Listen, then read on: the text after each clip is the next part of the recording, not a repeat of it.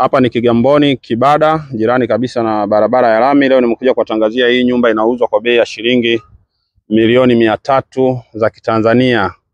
Ukubwa eneo lake ni square mita 1050. Umiliki ni hati kamili ya wizara. Nyumba imejengwa kwa ramani ya vyumba 4. Vyote ni master, sebule, dining pamoja na jiko. Hii ni neighborhood ya mtaa tajiri kama unavyoona. Hawa ndio majirani waliotuzunguka hapa kwenye nyumba yetu Kigamboni Kibada, jirani na barabara kubwa ya lami inayoelekea kivukoni. Nitakuonyesha lami tajiri ili uweze kujionea vizuri zaidi. Nyumba yetu hapa. Maona eneo ile, eneo ni kubwa, square mita 1050. Vyumba 4 pamoja na kinyumba cha mlinzi hichi hapa getini. Unaona? Nyumba bado inaendelezwa marekebisho. Nyumba ishaikiwa milango, ishaikiwa tiles, ishaikiwa gypsum. Ishakimiwa nje kama unavyoona, pamoja na ndani. Unaona?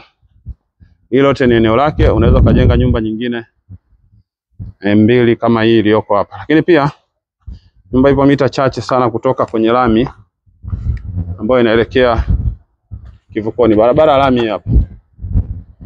Ukiwa nyumbani lami unaiona, magari unayaona yanapita. Unaona?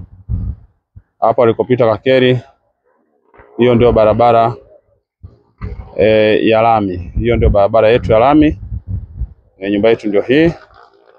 Na hapa nakupeleka ndani ili uweze kujionea vizuri zaidi. Unaona? Hii hapa ni sebule. Sebule ni kubwa. Imeungana na jiko. Jiko open kitchen kama unavyoona.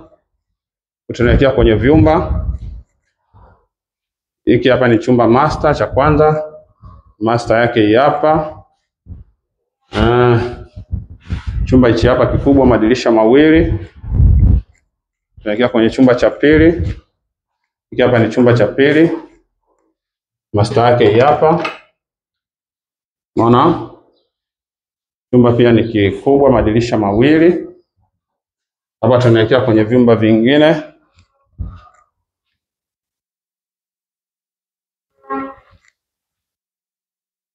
Hiki hapa ni choo cha public. Hiki ni chumba master. Ambacho ni cha 3 kama unavyoona, kikubwa. Hiki hapa ni chumba cha 4. Yenyewe pia ni master. Vyumba 4 vyote ni master bedroom.